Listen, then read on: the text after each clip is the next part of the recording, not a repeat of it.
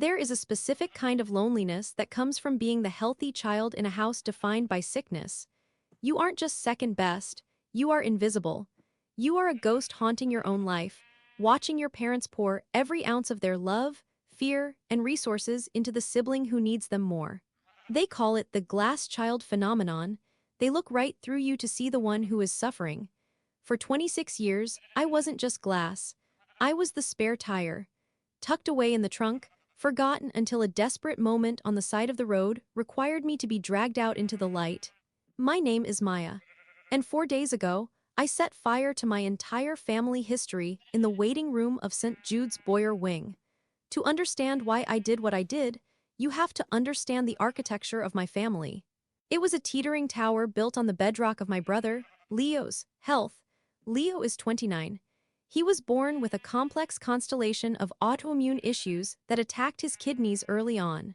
He has spent his life in and out of hospitals, tethered to dialysis machines, the tragic prince in the sterile tower. My mother, Alara, made Leo's illness her entire personality. She was the martyr saint, the tireless advocate, the weeping Madonna at the bedside. My father, Robert, was the silent financier, working himself into an early grave to pay for the experimental treatments and the best specialists. Too exhausted when he came home to do anything but nod along with my mother's manic monologues about creatinine levels and potassium intake. And then there was me, the accident born 3 years later, the healthy one. I learned very early that my needs were a distraction.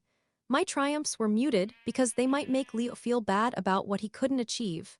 My failures were magnified because I didn't have an excuse like Leo did. When I graduated college with honors, my mother didn't attend the ceremony.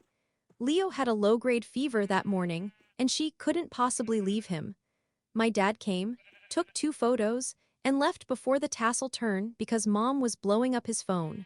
When I got my first major promotion at the marketing firm last year, the celebratory dinner was canceled 10 minutes before we were supposed to meet because Leo was feeling a bit off after his dialysis. I learned to make myself small, to be self-sufficient to the point of isolation. But the insidious thing about growing up like that is the guilt. You internalize it. You feel guilty for your working kidneys. You feel guilty for the color in your cheeks. You feel guilty for existing when your existence seems to cause your mother so much stress just by not being the sick one. My mother nurtured that guilt. She watered it daily. "You don't know how lucky you are, Maya," was her favorite refrain, usually delivered when I was asking for something basic, like new shoes or 5 minutes of her attention. Leo would give anything to be able to do what you do. Never forget that. It was a debt I was accruing since birth, a ledger I didn't know how to balance. Until 3 months ago, that's when the tower finally began to crumble. Leo's second transplant, received from a cadaver donor 8 years ago, was failing rapidly. Antibody rejection. It was aggressive. His nephrologist, Dr. Albright, a man with kind eyes and a demeanor of steel, sat us all down in a beige conference room that smelled of stale coffee and bad news. I remember the hum of the fluorescent lights, the way my mother gripped Leo's hand so tightly her knuckles turned white, while Leo just stared at the wall, a practiced look of tragic resignation on his pale, handsome face. He thrived on this in a sick way. This was his stage. "We're running out of options, Alara," Dr. Albright said gently. "Dialysis is becoming less effective. His heart is straining. The waiting list for a deceased donor in this region is long, too long for the time Leo has." My mother let out a strangled sob, a performance she had perfected over 2 decades. "No, no, I won't accept that. We have money. We'll go anywhere." "It's not about money right now," the doctor said. "It's about antibodies. It's about finding a perfect match before his system crashes completely. The best chance for that statistically is a living, related donor." The silence that fell over the room was suffocating. It felt physical. Slowly, like 2 turrets on a battleship swiveling toward a target, my mother's head and Leo's head turned toward me. I sat frozen in my plastic chair. I knew this moment would come one day. I had dreaded it since I was old enough to understand what a kidney was. "Maya," my mother whispered. It was the most affection she had put into my name in years. I don't know," I stammered, my heart hammering against my ribs. The thought of surgery terrified me. The thought of giving away a piece of myself to the brother who had passively absorbed everything I ever wanted terrified me more. What do you mean? You don't know? Leo's voice was raspy, weak, yet laced with the immense entitlement of a lifetime of being served. Maya, I'm dying. It's a big surgery, Leo, I managed to say. It's major surgery for the donor, too. There are risks. My mother slammed her hand on the table, the grieving Madonna facade instantly replaced by the snarling watchdog.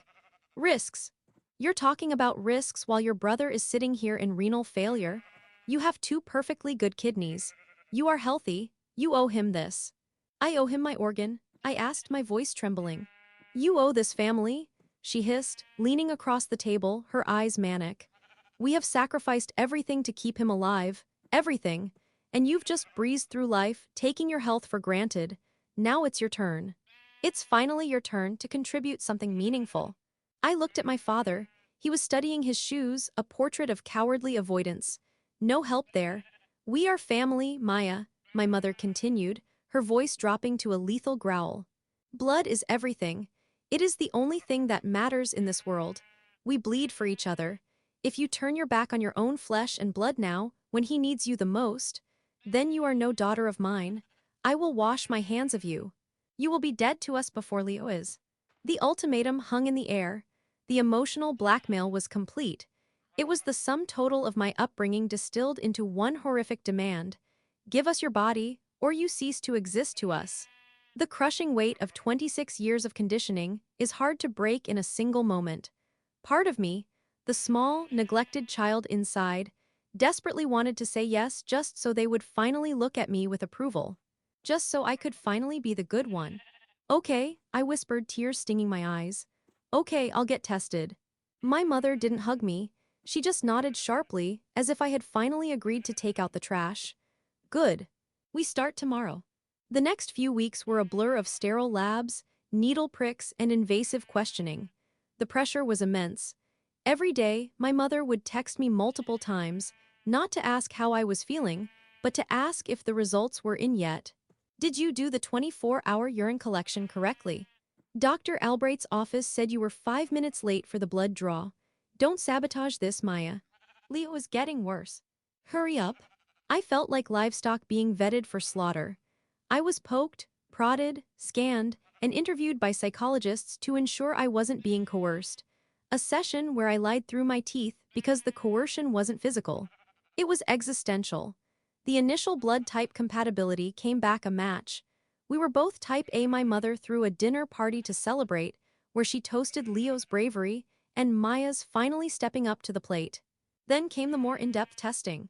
Human leukocyte antigen, HLA typing, cross-matching, the deep genetic dive to ensure my kidney wouldn't be immediately attacked by Leo's hypersensitive immune system. This was the waiting period that felt the heaviest. The tension in my parents' house, where I was temporarily staying to be closer to the hospital, was radioactive. My mother paced the floors at night. Leo lay on the couch, looking grayer by the day, sighing loudly whenever I walked into the room as a reminder of his suffering. I began to have nightmares about waking up in a bathtub full of ice, my side stitched up badly. I felt trapped in a horror movie directed by my own mother. Then, on a Tuesday afternoon, I got a call from a number I didn't recognize. It wasn't Dr. Albright's office. It was the transplant coordinator, a woman named Sarah who had always looked at me with a mixture of professional detachment and subtle pity. Maya, could you come down to the hospital? We need to discuss some preliminary results from the genetic workup, she said. Her voice was carefully neutral. Did I pass? Am I a match? I asked, my stomach dropping. It's complicated. Dr. Albright wants to speak with you personally, without your family present. It is standard protocol when we hit a snag. A snag? My heart soared with a sickening mix of relief and terror. If I wasn't a match, I was off the hook. But if I wasn't a match, my mother would blame me. She would accuse me of praying for failure. I drove to the hospital in a daze. When I arrived, Sarah met me in the lobby and led me not to the usual conference room, but to a smaller, more private office tucked away in the administrative wing. Dr. Albright was there, looking uncomfortable. He wasn't looking at his charts, he was looking at me. Have a seat, Maya, he said softly. I sat, my hands gripping the arms of the chair until my knuckles turned white. Just tell me. I can take it, am I not a match? Dr. Albright sighed and took off his glasses. Maya, the testing process for living donors is exhaustive. We look at everything. Blood type, tissue typing, cross-hatching. And in cases involving siblings, we also do a basic genetic panel to rule out certain inherited conditions that might put the donor at risk later in life. He paused, choosing his words with agonizing care. While reviewing the familial genetic markers, we found an anomaly. Something that didn't make sense given the samples we have on file for your mother, your father, and Leo. What kind of anomaly? I whispered. He slid a piece of paper across the desk face down. The HLA typing, the genetic markers used to determine tissue compatibility, showed a significant divergence. You and Leo share the expected amount of maternal markers. You are absolutely your mother's daughter, and Leo is absolutely her son. He stopped, the silence stretched thick and heavy. But, I prompted, my voice barely audible, but you do not share the expected paternal markers with Leo. Furthermore, when we ran a deeper comparison against Robert's profile on file, Maya, the results indicate a 0% probability that Robert is your biological father. The world stopped spinning. The hum of the air conditioning cut out, the color drained from the room. I stared at him, my brain refusing to process the words. What? Based on the DNA evidence, Dr. Albright said gently, you and Leo are half-siblings. You share a mother, but you do not share a father. I sat there for what felt like an eternity, the information seeping into my consciousness like icy water. My father, the quiet, beaten-down man who paid the bills and never looked me in the eye, wasn't my father. My mother, the woman who preached daily about the sanctity of our blood, the woman who was ready to disown me for not sacrificing my body to family, had lied about my very existence for 26 years. A strange sound escaped my throat. It was a laugh that sounded like a sob. Are you sure? I asked. The tests were run 3 times, Maya. There is no mistake. The sheer, monumental hypocrisy of it crashed down on me. All the years of being treated as less than because I wasn't sick like Leo. All the guilt trips about owing the family, the ultimatum, blood is everything. It was all a lie, a foundation built on sand and deceit. Does she know you know? I asked. No, by law, this is your medical information. You are the patient in this scenario. We cannot disclose this to anyone without your explicit consent, not even your parents. I stood up. My legs felt unsteady, but a cold, hard clarity was beginning to form in my mind. The fear was gone. The guilt was gone, replaced by a towering, glacial rage. Maya, Dr. Albright said, standing up as well. This changes things medically. Even if you wanted to proceed, the ethical board would have a field day with this. The coercion factors, the psychological impact, we would likely have to decline you as a donor regardless. I understand, I said, my voice sounding strangely steady, like it belonged to someone else. What do you want to do? He asked. I looked at the door. I knew exactly where my family was right now. They were in the main waiting room of the renal ward, 3 floors up. My mother would be holding court, telling anyone who would listen about her tragic son and her daughter who was finally doing the right thing. I want to go see my family, I said. Dr. Albright looked concerned. Do you want me to come with you? We can have a mediator present. No, I said, grabbing my purse. No, I need to do this myself. I walked to the elevator like a woman going to her execution, or perhaps her liberation. I didn't know which yet. The waiting room on the 4th floor was busy. I spotted them immediately in the corner near the vending machines. My mother was gesturing wildly with one hand, holding a lukewarm coffee in the other. Leo was slumped in a wheelchair next to her, looking miserable. My father was reading an outdated magazine. My mother saw me first. Her eyes narrowed. Where have you been? Sarah called down here an hour ago saying you were with Albright. Why the secrecy? Are we scheduled? When is the surgery? She didn't ask how I was. She didn't ask why I looked pale. She only demanded what she felt she was owed. I stopped about 10 feet away from them. The noise of the waiting room seemed to fade away, leaving only the 4 of us in a spotlight of tension. We need to talk, I said. We can talk in the car after you tell me the date, she snapped. Leo is exhausted. This waiting is torture for him. No, we're talking right here. Right now, there was something in my tone that I had never used with her before, a steeliness. It made my father look up from his magazine. My mother scoffed, looking around to see if anyone was watching. Don't be dramatic, Maya. It doesn't suit you. Just tell me the news. I have news, I said, holding her gaze. But it's not about the surgery.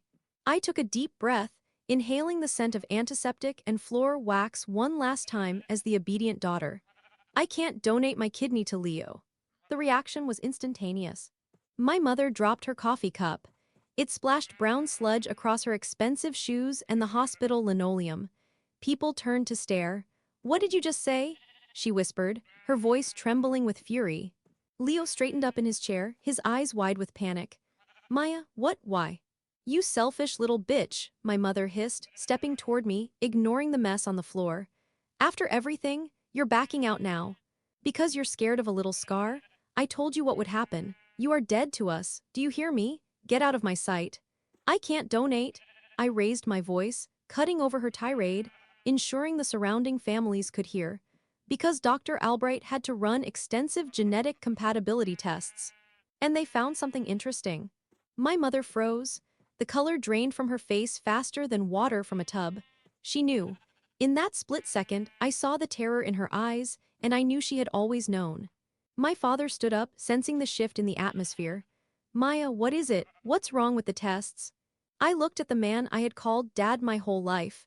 The man who had ignored me to keep the peace with the tyrant standing next to him. My heart broke for him just a little. "Dad," I said, my voice cracking slightly.